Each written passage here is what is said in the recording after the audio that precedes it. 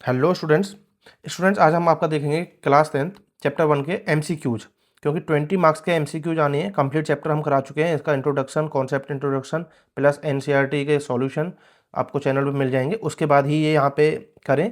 इससे क्या है, और ज़्यादा आपके कॉन्सेप्ट क्लियर होंगे और 20 मार्क्स के जो एमसीक्यू आने वाले हैं उनकी भी अच्छी खासी प्रैक्टिस हो जाएगी। तो देखते हैं। First question is which of the following the pair of को प्राइम। तो को प्राइम के इनमें से कौन से पेयर हैं? तो पहले को प्राइम समझो आप। को प्राइम नंबर क्या होते हैं बेटा? ऐसे दो नंबर, इनका कोई प्राइम से लेना देना नहीं है, ऐसे दो नंबर जिनके कॉमन फैक्टर ना हो। जैसे कि 8 और 9, ये दो नंबर लिए हमने, और 8 के जो फैक्टर है 2 इंटू टू और 9 के जो फैक्टर है 3 इंटू 3, ये दोनों एक दूसरे को प्राइम है। क्यों? इनके कोई भी फैक्टर आपको कॉमन नहीं दिखेगा अदर देन वन। वन तो सबका होता ही है, इसलिए कोई भी कॉमन फैक्टर नहीं दिख रहा है, इसलिए इसको क्या बोल देंगे? को प्राइम्स। तो को प्राइम्स ऐसे नंबर होते हैं जिनके कोई भी कॉमन फैक्टर नहीं होता है। तो यहाँ पे देखते हैं 14 एंड 35। 14 7 2 जार 14 एंड 7 5 जार 35, दोनों का 7 दिख रहा है, इसलिए ये तो बिल्कुल नहीं है ऑप्शन। 31 93, 31 3 जार 93, तो 31 ऑलरेडी दोनों का प्राइम कॉमन फैक्टर है, इसलिए ये भी नहीं है। उसके बाद थर्ड वाला डी वाला भी देखेंगे, 32 और 62, तो 62 भी है, तो इसमें देखो 2 दोनों के कॉमन फैक्टर है। 18 और 25, 18 के फैक्टर करोगे आप, 18 के आएंगे 2 इंटू 3 और इसके 5 इंटू 5, तो दोनों में कोई भी कॉमन फैक्टर नहीं है, इसलिए इसका आपका बी ऑप्शन करेक्ट होगा। ओके। अब आपको करना क्या है कि जो अगर आपको आते हैं क्वेश्चंस, वीडियो को पॉज करके इन क्वेश्चंस को देख लीजिए और सॉल्व कीजिए। जो नहीं आता उसका कॉन्सेप्ट आप देख लें, अपना भी टाइम वेस्ट ना करें। जो क्वेश्चंस आपको चाहिए बस उतने का देखें, स्किप करके भी देख सकते हैं, ऐसा कोई नहीं है कि आपको सारा मैंडेटरी है। बाकी कॉन्सेप्ट में साथ में जरूर क्लियर करता चलूंगा जिसका भी होगा। उसके बाद है आपका second question, if A equal 2 की पावर 2 इंटू 3 की पावर 3, इस तरीके से प्राइम फैक्टराइजेशन दे रखा है, इनका पावर की फॉर्म में दे रखा है। बी का ये है S C F of A and B. देखो एस सी एफ और एलसीएम का कॉन्सेप्ट आपको एक चीज पता होना चाहिए। अगर कभी भी हम एस सी एफ निकाल रहे हैं तो ध्यान रखना है आपको, सिर्फ कॉमन फैक्टर लेना है, common factor with lowest power, with lowest power. ठीक है। आपको एचसीएफ के लिए, एलसीएम के लिए क्या करना है आपको? एलसीएम के लिए एक मिनट, कॉमन एलसीएम के लिए आपको लेना है ऑल फैक्टर, ऑल फैक्टर या ऑल नंबर ले सकते हैं, all number with maximum power, maximum power. इसका मतलब क्या है कि आपको सारे नंबर जो भी फैक्टर में यूज हो रहे हैं उनमें सारे नंबर लेने हैं मैक्सिमम पावर के साथ में। अभी आपको और समझ में आ जाएगा। देखिए अब यहाँ पे कह रहा है कि ए के ये फैक्टर है और बी के ये, एचसीएफ निकालना है। एचसीएफ क्या होता है? फैक्टर मीन्स छोटा नंबर, एलसीएम मल्टीपल बड़ा, तो बड़े में सारे नंबर यूज करने, ज्यादा नंबर लाना है, बड़ा नंबर लाना है, इसलिए सारे नंबर, उसमें छोटा लाना है इसलिए सिर्फ कॉमन नंबर उठाएंगे। ठीक है ना। अब इसमें देखते हैं, आपको दिख रहा है 2 की पावर 2 है और यहाँ पे 2 की पावर 3 है। लोएस्ट पावर कहाँ है? कॉमन तो 2 3 5 यहाँ पे भी है, 2 3 5 सेम ही है, तो कॉमन तो सारे हैं ही। तो आप क्या करेंगे? लोएस्ट पावर उठाएंगे, तो 2 की पावर 2 है, कॉमन यहाँ 3 है, तो लोएस्ट पावर 2 की पावर 2 हुई। तो हम नंबर ले लेंगे कौन सा? 2 की पावर 2 इंटू 3 की पावर, आपको देखेगी यहाँ पे 2, ये ही कम है, और 5 की पावर 1 ये ही कम है। देखिए 3 की पावर 3 है यहाँ, 3 की पावर 2 तो कम ये हुई, 5 की पावर 4 है, 5 की पावर 1 ये कम हुई। अब इनका आपको मल्टीप्लाई करना है सिंपली, और आपका क्या आ जाएगा? एस सी एफ आ जाएगा, हमने कॉमन नंबर उठाए हैं। तो एस सी एफ क्या हो जाएगा आपका? 2 की पावर 2 मतलब 4, 3 की पावर 2 मतलब 9 इंटू 5, 9 4 जार 36, 36 5 जार 180, तो आपका आंसर हो जाएगा इसमें 180, मीन्स बी ऑप्शन करेक्ट। और आप भी अपना बताते रहे हैं कि आपके जो टोटल है ना, अगर मुझसे पहले सॉल्व कर रहे हैं आप, तो टोटल आपका क्या स्कोर रहता है वो भी आप बताते चले। चलिए नेक्स्ट मूव ऑन करते हैं। S C F of this and this is. अब इनमें आपको बताना है इनमें से क्या एस सी एफ होगा, तो आप सिर्फ क्या देखेंगे? 2 3 5, 2 3 5, 2 3 5 7, सिर्फ कॉमन नंबर लेना है, तो हम 7 को नहीं लेंगे। 2 की पावर सबसे लोएस्ट यहाँ 2 है, यहाँ 2 है, यहाँ 3 है, यहाँ 2 है और यहाँ 4 है, तो 2 की पावर 2 लेंगे, मीन्स 4 हो गया। 3 की पावर 2 है 3, और यहाँ पे 1, तो 1 लेंगे। 4 3 जार 12, 12 हो गया अभी, और 5 की पावर 1, और 12 5 जार 60, तो आपका थर्ड का सी ऑप्शन 60 करेक्ट। ठीक है। एलसीएम ऑफ, अब देखो मल्टीपल वाला, तो हमने बोला जितने भी नंबर यूज हुए हैं 2 3 5 2 5 7, तो एक 7, तो कौन कौन से नंबर यूज हो रहे हैं, 2 3 5 और 7 सबको लेना है और मैक्सिमम पावर के साथ लेना है। 2 की मैक्सिमम पावर है 3 है 4, तो हमें मैक्सिमम पावर 4 वाला लेना है। इंटू 3 की मैक्सिमम पावर क्या है, यहाँ पे 3 है ही नहीं, यहाँ पे एक पावर तो एक ये लेंगे। 5 की मैक्सिमम पावर क्या है, 1 ही 1, तो 5 को एक बार 1 ले लेंगे। और 7 की मैक्सिमम पावर क्या है, 1, तो इन सबको आप मल्टीप्लाई करेंगे तो आपका आंसर आ जाएगा, जो कि इसका फोर्थ का डी करेक्ट है, 1680। ठीक है ना, मल्टीप्लाई जब करेंगे आप तो इजीली आ जाएगा। चलिए फिफ्थ देखते हैं आपका, the HCF of 2 number is 27, 2 number का एचसीएफ 27 है, and LCM is 162, one of the number is 54, what is the other number. इस तरीके के क्वेश्चंस को आपको एक्सरसाइज में बहुत सारे कराए हैं कि HCF multiply LCM equal first number multiply second number. ये 4 चीज़ें हैं इसमें, 1 2 3 4, इनमें से कोई भी 3 आपको गिवन होगी और चौथी फाइंड करनी होगी। तो ट्रांसपोजिंग करके, मतलब एक को दूसरी तरफ ले जाओ तो आपको इजीली पता चल जाएगा क्या निकालना। अब इस क्वेश्चन में हमें क्या पूछ रहा है, what is the other number, दूसरा नंबर क्या होगा। तो फर्स्ट नंबर को इधर ले आओगे तो डिवाइड में हो जाएगा एचसीएफ यहाँ गिवन है हमें 27, मल्टीप्लाई एलसीएम क्या है आपका 162, डिवाइडेड बाय जो नंबर गिवन है जो कि यहाँ पे क्या है 54, तो ये आपका क्या आ जाएगा सेकंड नंबर। इसको सॉल्व करेंगे, 2 2 8 जा 16 एंड 81, तो सेकंड नंबर आपका क्या आ गया 81। तो 81 कौन सा ऑप्शन है आपका, D is the correct option. Okay students, उसके बाद the product of 2 number is 1600। अब इस लाइन में बच्चे कंफ्यूज हो जाते हैं। जैसे अभी हमने यहाँ पे देखा कि फॉर्मूला तो ये बताया था first number into second number, ये प्रोडक्ट ऑफ 2 नंबर मतलब कि अलग अलग ना लिख के उन्होंने दोनों का प्रोडक्ट करके ही दे दिया है हमें क्वेश्चन में, मतलब एक स्टेप उन्होंने ऑलरेडी कर दिया। प्रोडक्ट ऑफ 2 नंबर इज 1600, दोनों नंबर का प्रोडक्ट दे दिया। एचसीएफ 5 एलसीएम पूछ रहा है, मतलब हमें ये गिवन है और इन दोनों की मल्टीप्लाई करके गिवन है, तो इसको इधर ले आएंगे एलसीएम आ जाएगा सिंपल। तो एलसीएम इक्वल क्या हो जाएगा, product of 2 number is 1600 divided by HCF कितना था 5, कर देंगे 5 3 जार 15, 10 हुआ, 5 2 जार 10 और 0, एलसीएम हो गया इसका 320, means C option is the correct option. Question number 7, what is the largest number that divide each number this and this exactly. ऐसा लार्जेस्ट नंबर बताना है हमें, ग्रेटेस्ट नंबर जो इन दोनों को एग्जैक्टली डिवाइड करते, मतलब कि क्या होगा इनका एचसीएफ वही तो होता है हाईएस्ट कॉमन फैक्टर मीन्स जो इन दोनों को डिवाइड कर दे, कॉमन मीन्स दोनों का एक ही नंबर हो, और हाईएस्ट मीन्स लार्जेस्ट जो बड़ा। तो इन दोनों को क्या निकालना है आपको, बेसिकली एचसीएफ निकालना है। किसी भी मेथड से आप निकाल दें, जो मेथड आपको सूटेबल लगता हो, तो इसका आप एचसीएफ फाइंड कर लेना। एक्सरसाइज में बहुत सारे क्वेश्चन ये कराए। चलिए इसका करेक्ट आंसर मैं आपको बता देता हूँ, 7th का सी आपका 128 आंसर आएगा। अगर आपका करेक्ट नहीं आ रहा तो तब भी आप कमेंट करके बताना सर इसमें नहीं हुआ है, तो उसको अभी देखा जाएगा। उसके बाद 8 देखते हैं, what is the largest number that divide 70 and 125 leaving remainders 5 and 8 respectively. देखो ये थोड़ा सा अलग क्वेश्चन है और ये आपका सिलेबस का पार्ट है भी नहीं वैसे, पर फिर भी प्रैक्टिस के लिए देख लीजिए, थोड़ा सा घुमा फिरा के पूछ भी सकता है क्योंकि यूक्लिड लामा डिवीजन आपके में नहीं है। ये क्या कह रहे हैं, ऐसा लार्जेस्ट नंबर बताओ जो इन दोनों को डिवाइड करे। तो अभी तक आपने ये तो पता है कि इन दोनों को डिवाइड करने वाला लार्जेस्ट नंबर क्या होगा, यहाँ पे जो फाइंड किया था हमने एचसीएफ, पर ये इन्होंने एक कंडीशन और बताई है इसमें कि ऐसा नंबर होना चाहिए जो डिवाइड करे तो एग्जैक्टली डिवाइड नहीं करे, इसमें रिमाइंडर छोड़ दे 5 और 8, 5 इसमें से छोड़े 8 इसमें से छोड़े, तो मतलब इनका हाईएस्ट कॉमन फैक्टर तो नहीं निकालना है, ऐसे नहीं निकालना है, पर आपको एक तरीका है उससे जरूर करना है। वो तरीका बताता हूँ क्या है, कि जो भी आपको रिमाइंडर रखना है, जैसे 70 और दूसरा नंबर है 125, तो हम क्या करेंगे 70 में से हमें 5 चाहिए, तो हम क्या करेंगे पहले ही 5 छोड़ देते हैं, 65 नंबर आ गया। इसमें से हमें 8 चाहिए रिमाइंडर, तो 8 पहले से ही माइनस कर देते हैं, 117 आ जाएगा।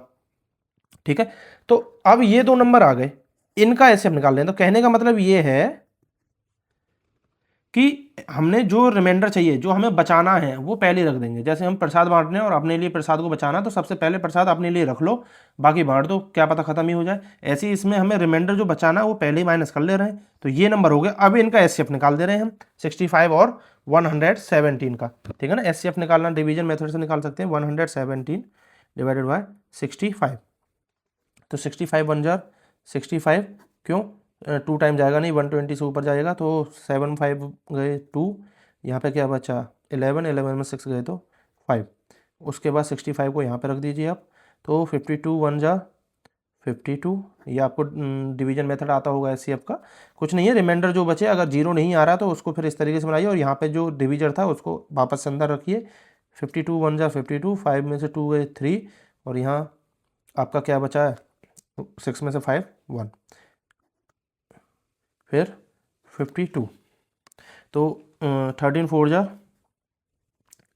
52 जीरो। तो आपका एचसीएफ क्या हो गया 13 हो गया। ठीक है, तो इसमें आपको देखना वही नंबर जो 13, क्योंकि 13 एक ऐसा नंबर है जो डिवाइड करेगा इन दोनों को एग्जैक्टली, और जब हम इनसे डिवाइड करेंगे तो यहाँ पे 5 बचेगा क्योंकि जोड़ा हमने 5, और यहाँ पे आपका 8 बचेगा। तो ये भी क्वेश्चन आप देख लो। तो इसमें आपका ऑप्शन हो जाएगा कौन सा, लिविंग द रिमाइंडर, तो ए, एट्थ का आपका ए ऑप्शन हो जाएगा 13।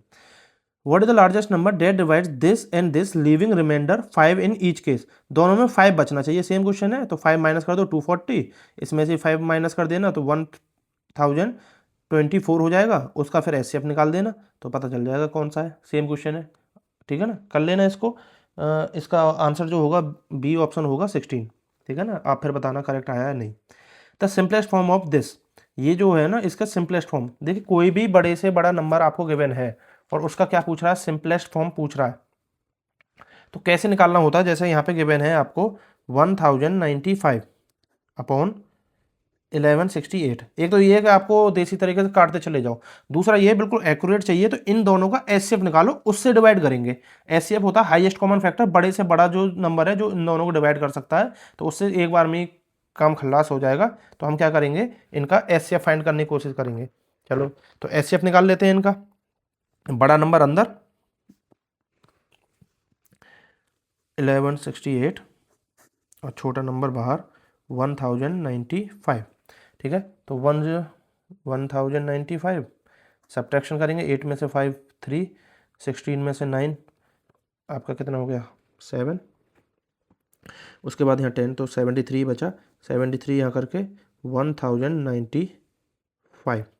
अब 70 कि कितने टाइम जाएगा ये, देखिए 10 टाइम करेंगे 730 तो उससे तो ज़्यादा ही जा रहा है, तो उससे और ऊपर हम सोचेंगे तो हम क्या है 730 को छोड़ें तो कितना बच गया, फिर भी 300 बच रहा है। तो 70 का फिर देखेंगे हम 300 के आसपास क्या है 4 टाइम, तो लगभग 14 टाइम जाएगा। तो 73 की 14 से हम क्या कर लेते हैं, मल्टीप्लाई कर लेते हैं, 4 3 जार 12, 2 1 कैरी, 4 1 जा 4 और 1 5 और 3 1, तो ये क्या हो जाएगा 2 5 और 3 8 182। एक मिनट 73 से करना था ना हमें, तो चलिए 4 3 जा 12, 1 कैरी और 7 4 जा 28 और 1 29।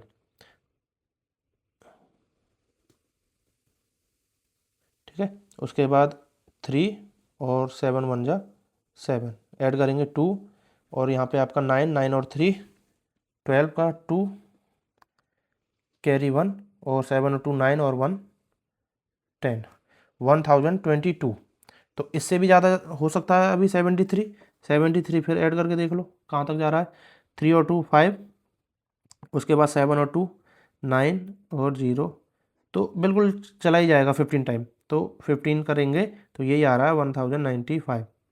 तो आपका एचसीएफ क्या हो गया 73। अब हमें क्या करना है, 73 से इस नंबर को डिवाइड करेंगे जो नंबर्स हैं हमारे, मतलब 11, एक मिनट 1095।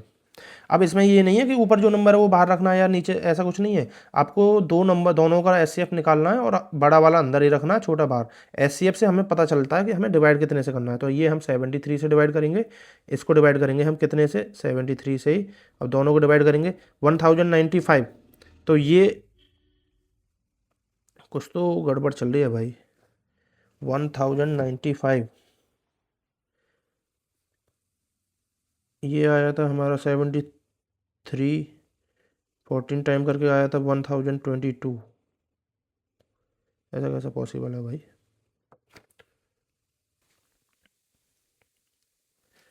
ठीक है, तो हम क्या करेंगे इसको डिवाइड करेंगे 1095 को डिवाइड करने के लिए कितना 15 आया था ना, 73 से 15 करके जब आया था ये, तो यहाँ तो हो गया आपका 15, और यहाँ पे ये उससे एक ज़्यादा ही तो दिख रहा है आपको। देखो 1168 में से जब ये माइनस किया था 73, तो मतलब 16 टाइम ये चला जाएगा। तो 15/16 इज़ द सिंपलेस्ट फॉर्म, इससे ज़्यादा शॉर्ट नहीं कर सकते। तो इस तरीके से एचसीएफ निकालना दोनों नंबर का और उससे डिवाइड कर दे। अपनी काटने लगते थे, बहुत टाइम लग जाता, उससे बेहतर है आप एचसीएफ निकालें और उसके। तो इसका आंसर हो गया 15/16। देखते हैं ऑप्शन में है या नहीं है। तो 10th का आपका डी, 10 का आपका डी करेक्ट आंसर है, ठीक है। उसके बाद 11 आपका यूक्लिड डिवीजन लेमा सिलेबस का पार्ट ही नहीं है। 11 12 अभी आप छोड़ के चले, वही सेम क्वेश्चन उसी में आ गया। 13 देखते हैं, विच of the following is an irrational number.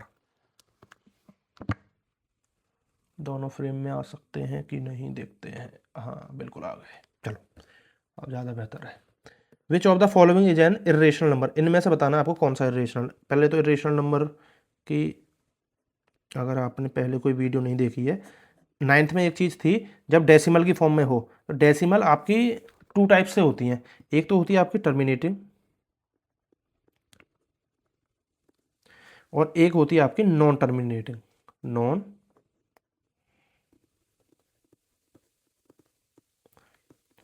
ठीक है। टर्मिनेटिंग क्या, जैसे पॉइंट के बाद 3.15 फिक्स है ना, पॉइंट के बाद उससे आगे नहीं बढ़ रही है तो ये टर्मिनेट हो रही है। नॉन टर्मिनेटिंग क्या है, जो रुकती ही नहीं है, 3.333 सो ऑन, या 3.3 बार ऊपर बार लगा है तो इसका मतलब ये जाती जा रही जाती जा रही है, ये नॉन टर्मिनेट होती है, ठीक है। अब नॉन टर्मिनेटिंग में भी 2 टाइप की होती है, नॉन टर्मिनेटिंग भी 2 टाइप्स की होती है। एक आपकी रिपीटिंग, और एक दूसरी आपकी क्या है, non repeating. Non repeating, non repeating और रिपीटिंग में जैसे यहाँ पे 3.333 सेम डिजिट रिपीट हो रही है तो ये रिपीटिंग में आएगा, और सेम डिजिट रिपीट नहीं होगी, जैसे कि 3.10100100 अब देख रहे हो 1 के बाद 0 है, तो एक चीज़ रिपीट नहीं हो रही है, यहाँ 10 है फिर 100 आ रहा है फिर 1000, तो ये सेम चीज़ रिपीट नहीं हो रही है, तो इसको हम बोलेंगे नॉन रिपीटिंग।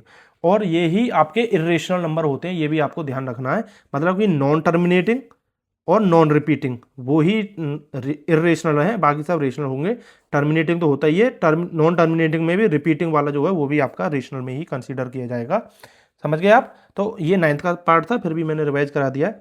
तो इसमें ये कह रहे हैं विच of the following is an irrational number, इनमें से कौन सा इरेशनल नंबर है। 22/7 p/q की फॉर्म में रेशनल है। 3.1416 टर्मिनेटिंग है, पॉइंट के बाद देखो फिक्स डिजिट है 1 2 3 4, तो ये टर्मिनेटिंग है, ये आपका इरेशनल नंबर नहीं होगा। 3.1416 मतलब कि इसका मतलब क्या होता है, जैसे यहाँ पे लिखा हुआ 3.1416 और बार 4 डिजिट का बार लगा हुआ है, इसका मतलब है ये बार बार रिपीट करेगा। 1416 1416 1416 इस तरीके से ये रिपीट होता रहेगा, तो ये भी रिपीटिंग वाला है, तो ये भी नहीं है। 3.14 114 114 देखो यहाँ पे रिपीट कुछ नहीं हो रहा है, यहाँ एक बार एक आया है, यहाँ पे 2 बार एक आया, फिर 3 बार एक आ रहा है, इसलिए ये सब कुछ अलग, मतलब कोई पैटर्न नहीं बन पाएगा। आप 14 को करोगे तो आगे 11 बन गया, अगर आप 141 को करोगे तो उसके बाद 141 तो है पर उससे अगला 141 नहीं है, इसलिए ये ही आपका इरेशनल नंबर है। नॉन टर्मिनेटिंग है एक तो, और साथ में नॉन रिपीटिंग है, इसलिए ऑप्शन डी 13 का होगा आपका ऑप्शन नंबर डी। 14 पाई एज, पाई भी इरेशनल नंबर है, सिंपल एन इरेशनल नंबर। पाई तो सबसे बड़ा एग्जांपल ही है क्या, किसका, इसके अगर डेसिमल एक्सप्रेशन देखोगे तो वो भाई पाई तो बड़ा एक यूनिक नंबर है, बड़ा इंटरेस्टिंग नंबर भी है। पॉइंट के बाद इसकी इतनी डिजिट है, लाखों डिजिट तक चले जाओ, कोई भी पैटर्न रिपीट नहीं होता, ना ही ये खत्म होता है, तो ये इरेशनल का ब्रांड एम्बेसडर है, मतलब सबसे बड़ा इरेशनल नंबर यही मान के चलो आप, ठीक है। उसके बाद है 2.35 और ऊपर बार लगा हुआ एज, तो 35 रिपीट हो रहा होगा। एंड इंटीजर या rational number, an irrational number, integer तो नहीं कहेंगे, और इरेशनल नंबर बिल्कुल नहीं है क्योंकि रिपीट है 35, और नन ऑफ दी, तो रेशनल नंबर बी 15 का आपका बी करेक्ट होगा रेशनल नंबर। 16 2.13 113 113 फिर 4 टाइम्स 1 3, तो ये क्या है, इरेशनल नंबर, सिंपल है। पॉइंट के बाद डेसिमल क्या हो रहा है, ना तो रिपीट ही कर रहा है और ना ही टर्मिनेट हो रहा है, तो नॉन टर्मिनेटिंग नॉन रिपीटिंग है, तो इरेशनल नंबर होगा 16 का सी। 17 द नंबर 3.2463 6363। ये क्या है? अब आप देखोगे एक चीज़ इसमें, यहाँ के बाद 24 को छोड़ दें, उसके बाद 636363 रिपीट होता जा रहा है। तो इसका क्या करेंगे, ये एक रेशनल नंबर होगा, रिपीट वाला, नॉन रिपीटिंग होना चाहिए। तो इसमें ये रिपीटिंग आ रहा है, यहाँ आपको छोड़ दें तो 636363 आपका पैटर्न रिपीट हो रहा है, इसलिए क्या है आपका रेशनल नंबर। कहीं भी जाकर रिपीट नहीं होना चाहिए, कुल मिलाकर बात ये है, आगे फिर कंटिन्यूस रिपीट नहीं चलना चाहिए।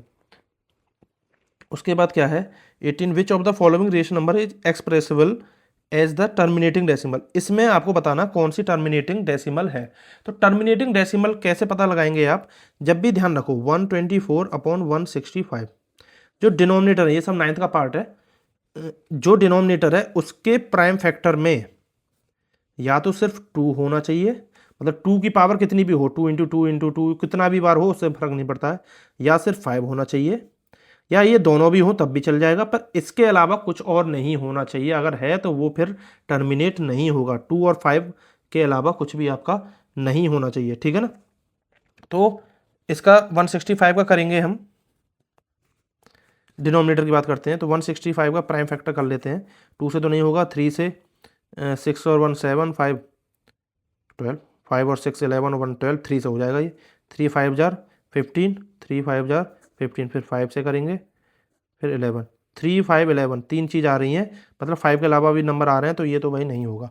30 में 3 आपको दिख रहा है, 3 × 10, 3 × 2 × 5, तो मतलब ये भी नहीं होगा। 625 के प्राइम फैक्टर करोगे 5 से, 5 1 × 5, 5 2 × 10, 5 5 जार, फिर 5 2 × 10, 5 5 जार, 5 5 जार 25 एंड 5, तो सिर्फ प्राइम 5 5 मिल रहे हैं, तो यही होगा आपका।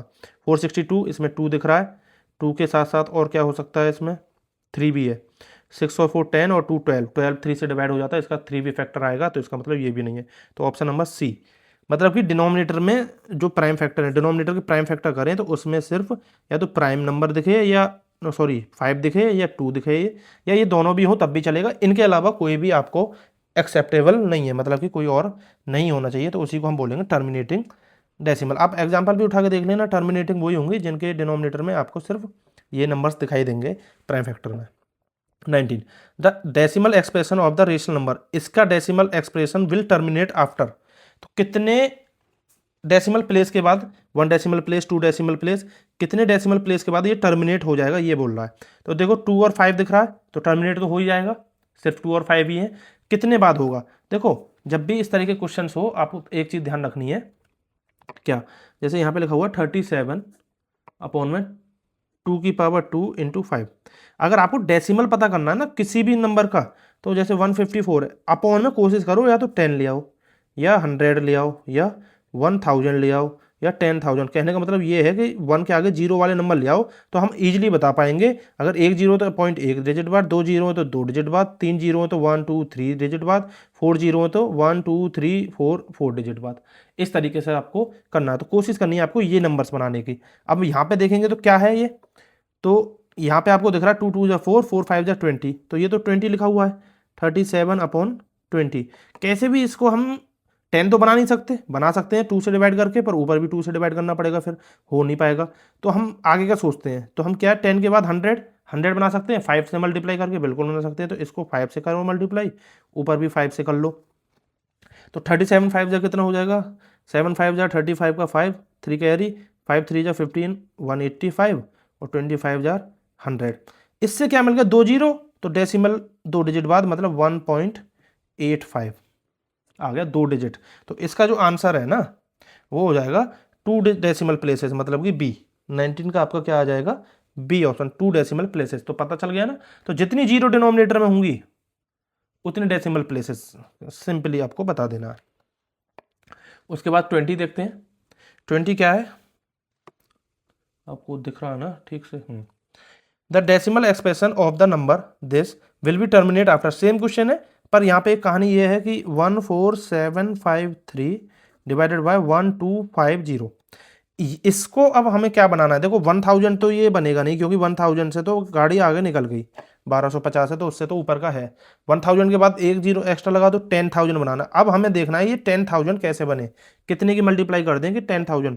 अब आप मल्टीप्लाई कर करके देखें, उससे बेहतर है या तो जीरो हटाओ तो 125 8 जा होता है 1000, मतलब कि 8 टाइम मल्टीप्लाई करना। एक तो हो गया, ये आपको नॉलेज है। अगर नहीं भी है तो सिंपली 10,000 लाना है, 10,000 को आप इससे डिवाइड कर दो, पता चल जाएगा। ठीक है, तो हम क्या करेंगे, 8 से मल्टीप्लाई कर देंगे ऊपर नीचे। 8 से ऊपर जो मल्टीप्लाई करके जो भी नंबर आए उससे हमें मतलब नहीं, 8 से हम मल्टीप्लाई करके 10,000 हो जाएगा। ठीक है, 4 जीरो तो 4 डिजिट के बाद डेसिमल प्लेसेस, तो 4 डेसिमल प्लेसेस, तो 20 का आपका डी ऑप्शन करेक्ट ऑप्शन होगा। ओके स्टूडेंट्स, अब देखते हैं आपका 21। द नंबर 1.732 इज 1.732 इज, इनमें ये कौन सा नंबर है? एन इरेशनल नंबर, इरेशनल तो नहीं है क्योंकि टर्मिनेट हो गया ये तो। रेशनल नंबर, रेशनल तो है, इंटीजर होल नंबर तो होल नंबर नहीं है, तो ये रेशनल नंबर है, टर्मिनेट हो रहा है तो रेशनल नंबर है, तो 21 का बी हो जाएगा। इस तरह के क्वेश्चन में बहुत ज़्यादा दिमाग लगाने की जरूरत ही नहीं है। ओके, अब आपका देखते हैं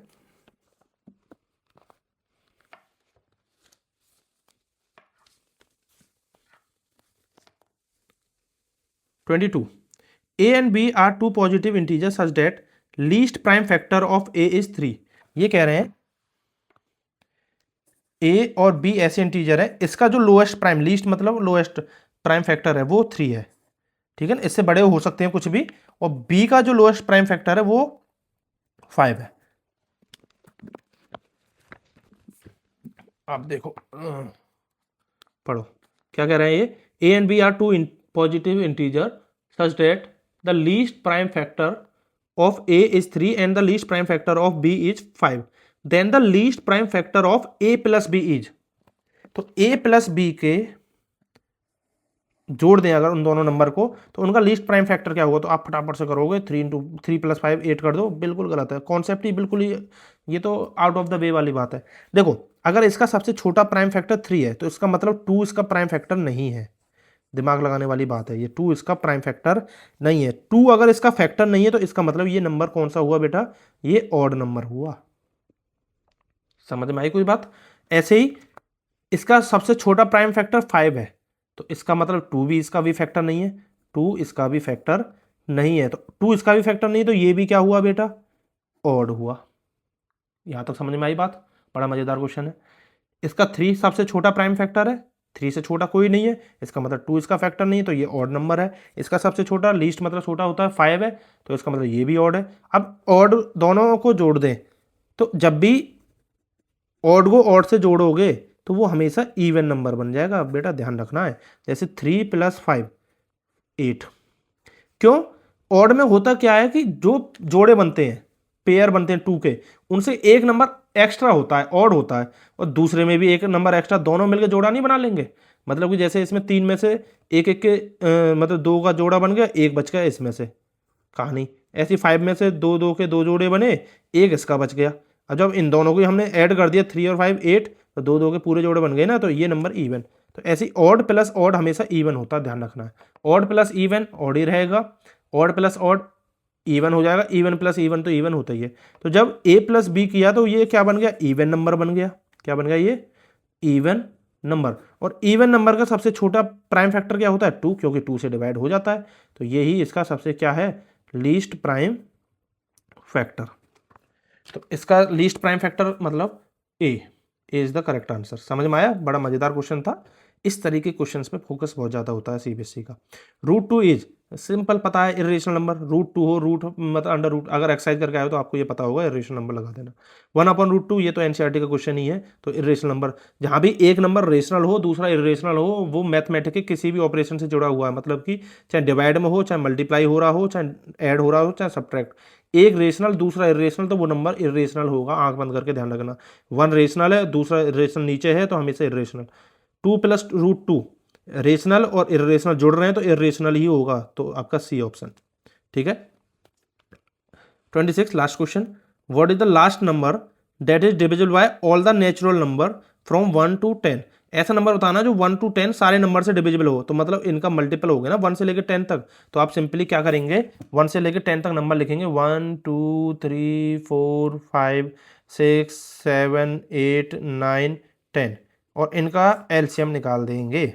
ठीक है, आप अगर कम नंबर करने हैं तो कर सकते हैं। 10 जो नंबर है उसको जो जो डिवाइड कर रहा है, 5 कर रहा है इसको हटा दो, 10 को 2 कर रहा है इसको हटा दो। ठीक है, फिर 9 है, 9 का जो जो डिवाइड कर रहा है 3 कर रहा है इसको हटा दो, 8 को 4 कर रहा है हटा दो, फिर उसके बाद 7 6 पर इनके निकाल दीजिए आप, 6 7 8 9 10।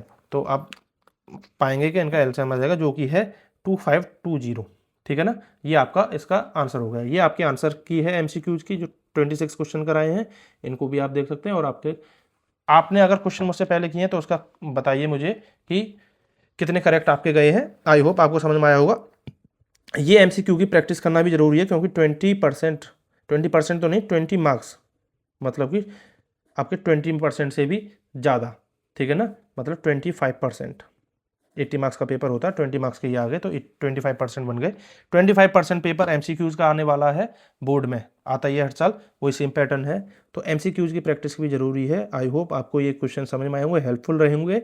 अभी आपके धीरे धीरे और भी वीडियो आएंगी जिसमें आपके मोस्ट इंपॉर्टेंट चीज़ रहेंगी। तो इस पैटर्न को आप बिल्कुल ना छोड़ें, चैनल को सब्सक्राइब कर लें और अपने 10th के साथियों को, चाहे दोस्त हो चाहे रिश्तेदार हो, कोई भी हो, उसको शेयर जरूर कर दें, क्योंकि इस साल 10th को छोड़ेंगे नहीं, बोर्ड को अच्छे से फोड़ेंगे। Thank you, all the best.